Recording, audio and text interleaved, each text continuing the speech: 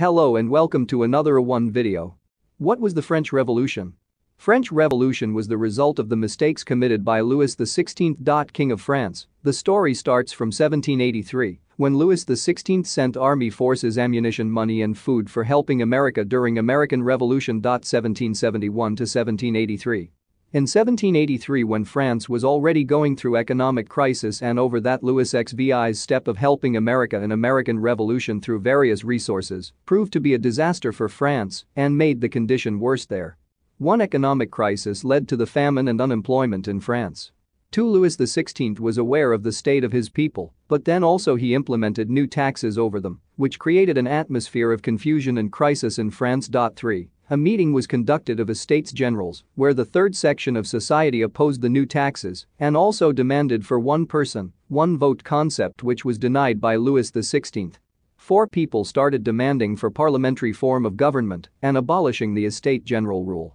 5. The third section of the society left the General Assembly and gathered outside the General Assembly in a tennis court and took oath, which is also known as tennis court oath, and declared themselves as National Assembly.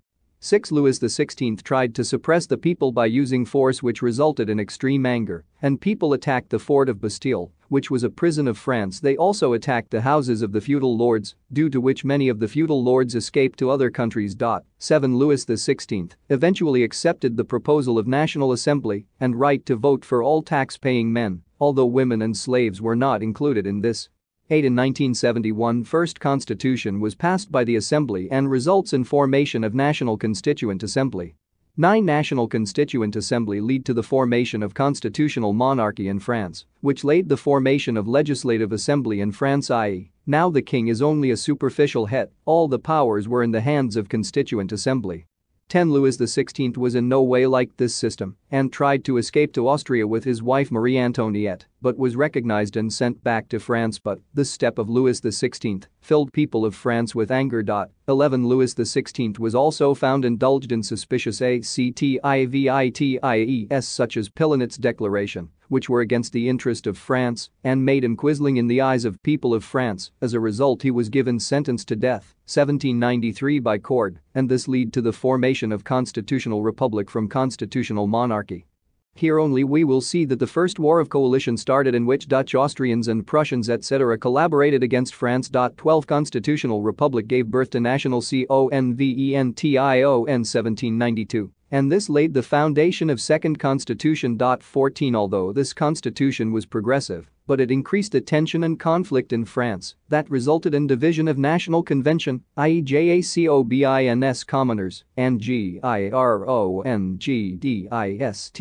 clergy and nobility.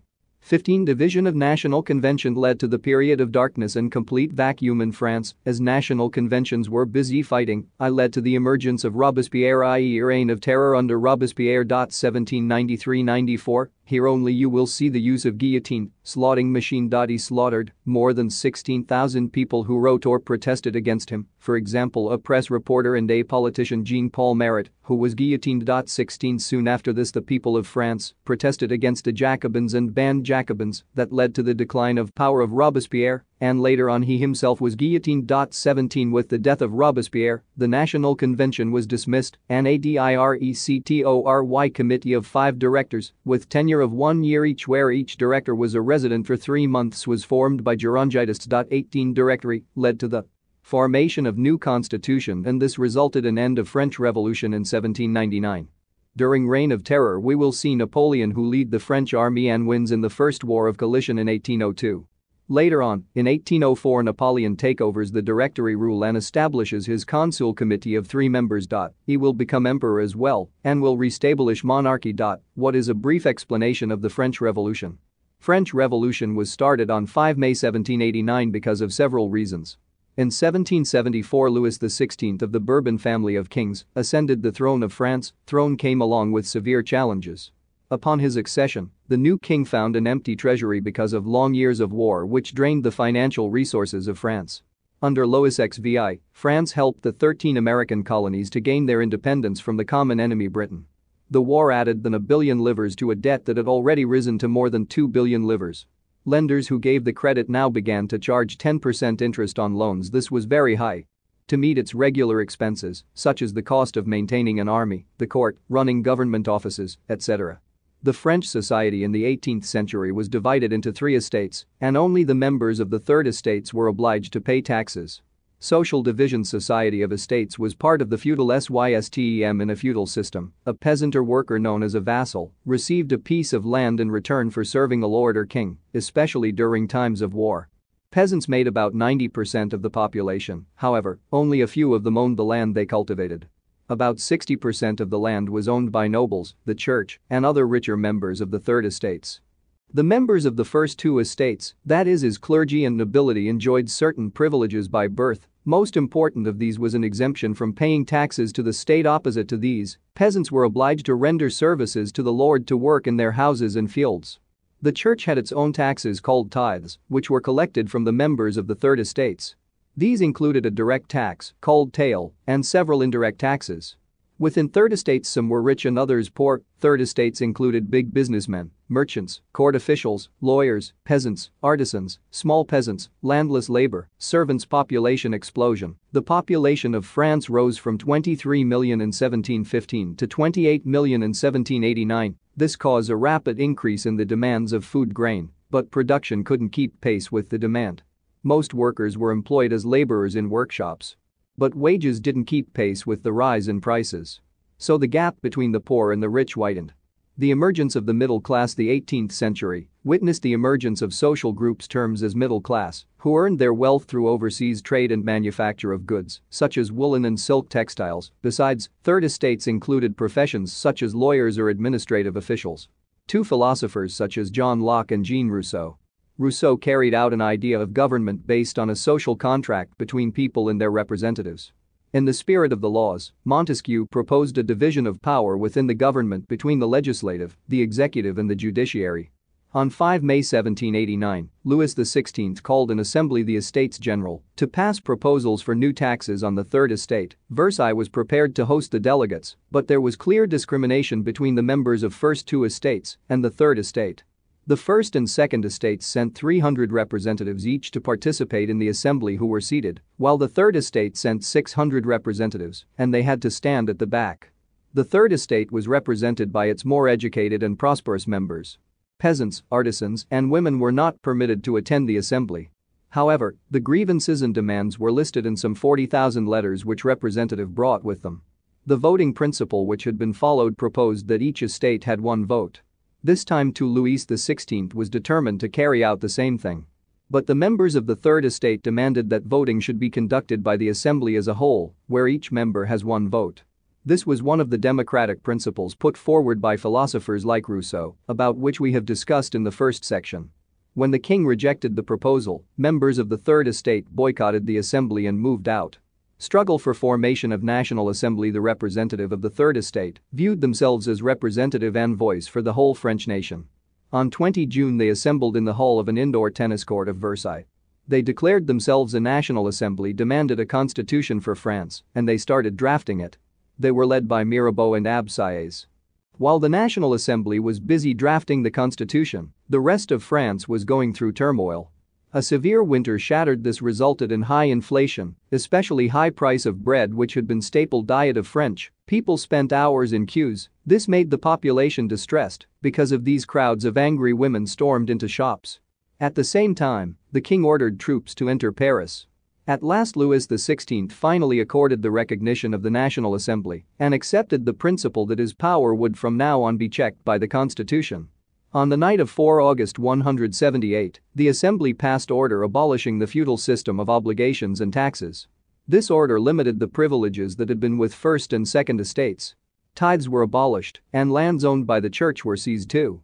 As a result, the government acquired assets worth at least 2 billion livres. The National Assembly completed the draft of the Constitution in 1791. Its main object was to limit the power of the monarch. This made France a constitutional monarchy. The Constitution of 1791 vested the power to make laws in the National Assembly, which was indirectly elected. According to this, citizens voted for a group of electors, who in turn chose the assembly. Not all citizens had the right to vote. Only men above 25 years of age who paid taxes equal to at least 3 days of a labor wage were given the status of active citizens, and they were entitled to vote, and remaining men and all women were entitled with passive citizens. The Constitution began with a declaration of the rights of man and citizen. Rights, such as the right to life, freedom of speech, freedom of opinion, equality before the law, were established as natural and inalienable rights. How did France abolish monarchy and became a republic in the role of Jacobins? The situation in France worried other neighboring states too. Although Louis XVI had signed the constitution, he entered into secret negotiations with the King of Prussia and planned to send troops to put down the events that had been taking place since the summer of 1789. Before this could happen, the National Assembly voted in April 1792 to declare war against Prussia and Austria. They saw this as a war of the people against kings and aristocracies all over Europe. Large sections of the population were convinced that the revolution had to be carried further, as the Constitution of 1791 gave political rights only to the richer sections of society. Political clubs became important. The most successful of these clubs was that of the Jacobins, and women formed their own clubs too. The members of the Jacobins Club belonged mainly to the less prosperous sections of society, which included small shopkeepers, artisans, pastry cooks, watchmakers, etc. Their leader was Maximilien Robespierre. In the summer of 1792, the Jacobins planned an insurrection of a large number of Parisians who were angered by the short supplies and high prices of food. This resulted in massacre of the king's guards and held the king himself as a hostage for several hours.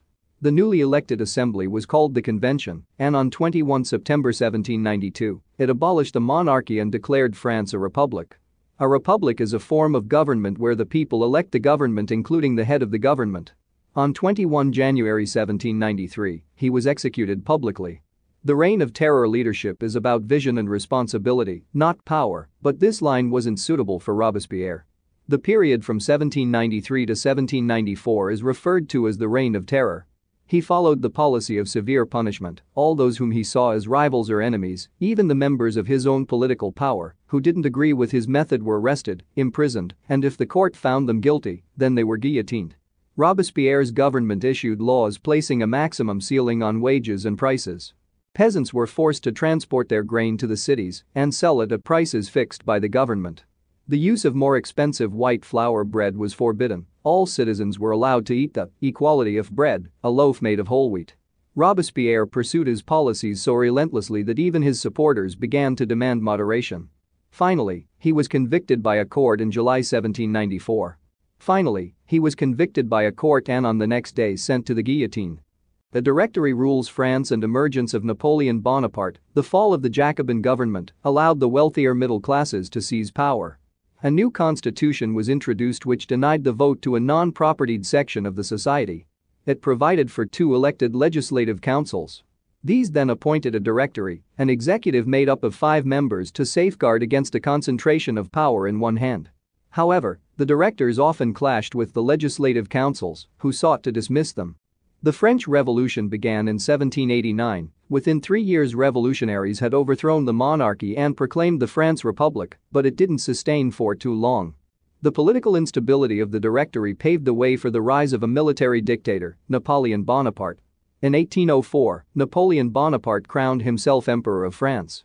He sent out to conquer neighboring European countries. He introduced many laws such as the protection of private property and a uniform system of weights and measures provided by the decimal system.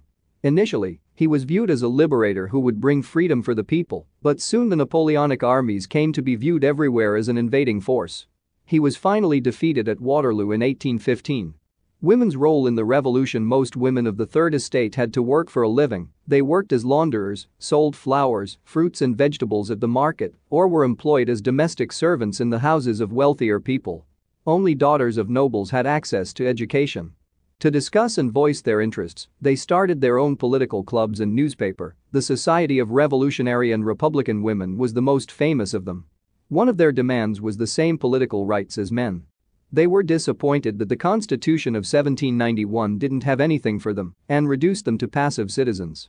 They demanded the right to vote, to be elected to the assembly, and to hold political office. The revolutionary did introduce laws that helped improve their condition. With the creation of state schools, schooling was made compulsory for all girls, and their fathers could no longer force them into marriage against their will. Divorce was made legal and could be applied by both men and women. Women could now train for jobs, could become artists or run small businesses. During the Reign of Terror, the new government issued laws ordering closure of women's club and banning their political activities. Many of the prominent women were arrested, a number of them were executed. Women's movement for voting rights and equal wages continued for the next 200 years in many parts of the world.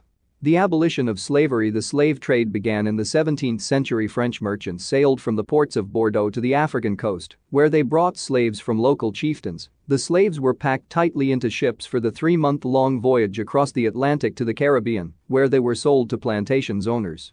The exploitation of slaves made it possible to meet the growing demand of the European market of sugar, coffee, indigo. One of the most revolutionary social reforms of the Jacobin regime was the abolition of slavery in French colonies. The colonies in Caribbean, Martinique and San Domingo were the important suppliers of tobacco, indigo, sugar, etc. Throughout the 18th century, the National Assembly held long debates about whether the rights of man should be extended to all French colonies or not, but it didn't pass any laws, fearing opposition from businessmen. But finally the convention, which in 1794 legislated to free all slaves in the French colonies, but later Napoleon reintroduced slavery.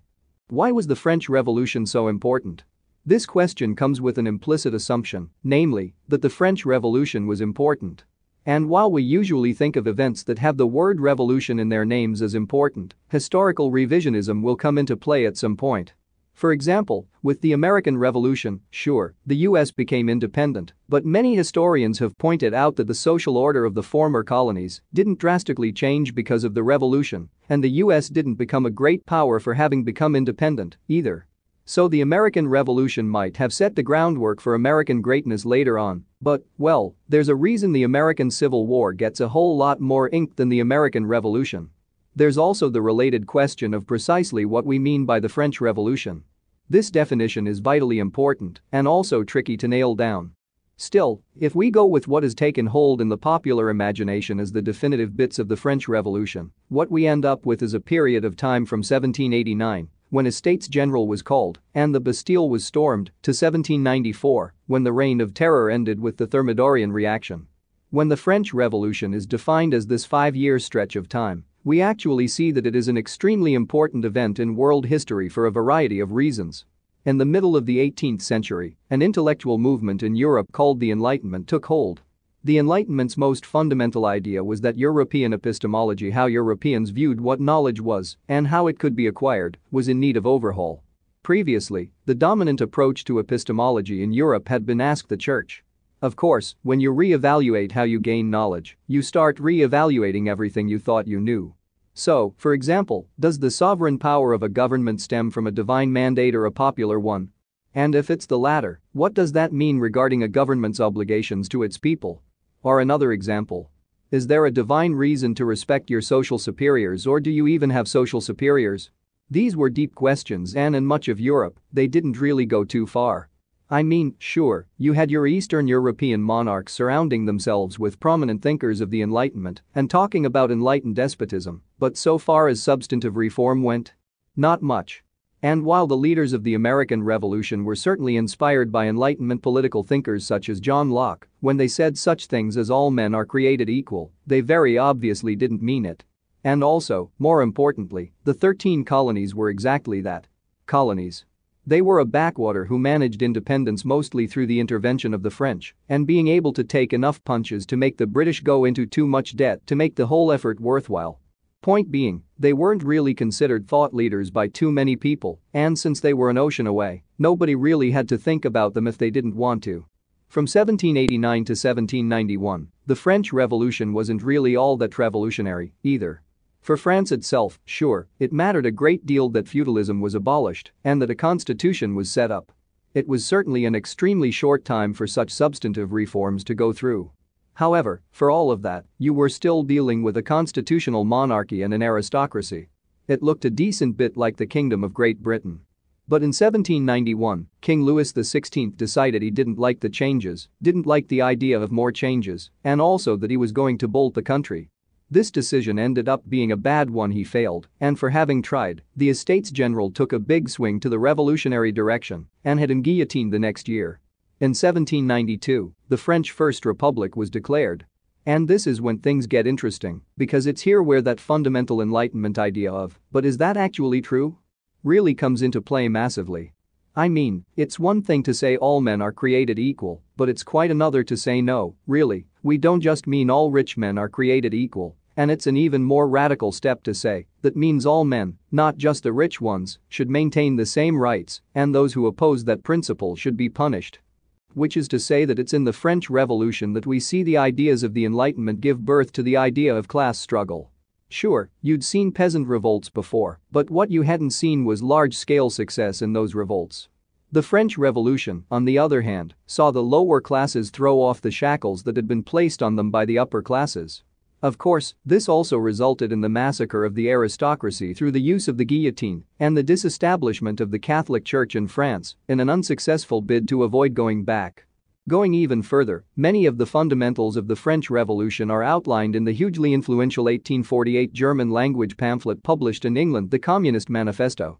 Class struggle, religion is the opiate of the masses, all of that is really presaged by the French Revolution and its successes in overthrowing the old order. Before the French Revolution, you occasionally had someone preaching anarchism or some such idea, but after, when it was shown that the old order actually could be overthrown and anarchism, communism and socialism weren't just pie-in-the-sky machinic utopianism, these ideas flourished. They might have been limited to France, but for one thing. While every other government in Europe loathed what was coming out of France, they proved completely powerless to stop it. The Austrians were particularly hostile to France, with the result being the War of the First Coalition. In this war, which lasted from 1792 to 1797, the French actually managed rather more than holding onto their republic. They gained control of what we now call Belgium and set up client states in Italy. This second part is really important because while the French had been interfering in Italian politics for centuries, they'd never really managed to take the peninsula.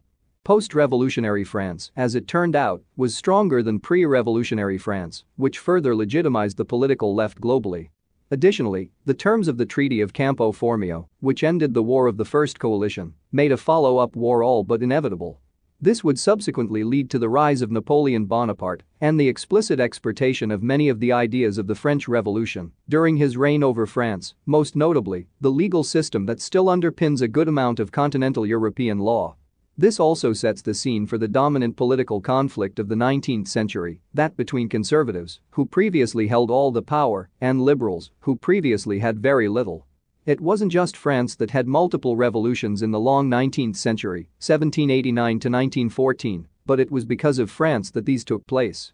The French Revolution smashed a barrier, and most of the political discourse in the 19th century in Europe was an argument, frequently a bloody argument, over whether or not that barrier should be reconstructed and to what degree.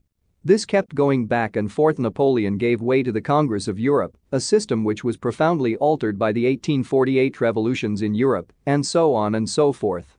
Because of this, it's really quite impossible to imagine what the 19th century in Europe would have looked like without the French Revolution. It's highly unlikely that the states of Eastern Europe would have been racked by revolution as they were, and the conflict between liberals and conservatives wouldn't have been the dominant theme of the century. Similarly, whether or not Italian or German nationalism would have become strong political movements is unsure. Much of their rise had to do with France stomping flat the various German and Italian states during the Revolutionary and Napoleonic Wars. And yes, going back to the earlier paragraph, whether or not an ideology such as Marxism would have even come into existence, let alone whether or not it would have caught on, but for the French Revolution is completely unknown. This is to say that not only did the French Revolution have profound repercussions over the course of the 19th century, but it had deep repercussions in the 20th as well, and its impact is yet to still be completely felt. 1. Remember, the Whigs in Parliament at the time were very supportive of the colonists. 2. If I were being incredibly irritating, I could ask which one? After all, France had several, among them revolutions in 1830, 1832, 1848, 1851 and 1871. Still, speaking of the French Revolution without further qualification means the one Dickens was writing about with A Tale of Two Cities. 3. Obviously, it wasn't the only way people went about things, but it was the big one. 4. There was the matter of the Reformation, wherein a bunch of people stopped asking the Catholic Church. But, of course, most people continued to frame knowledge in a religion-centric context. 5.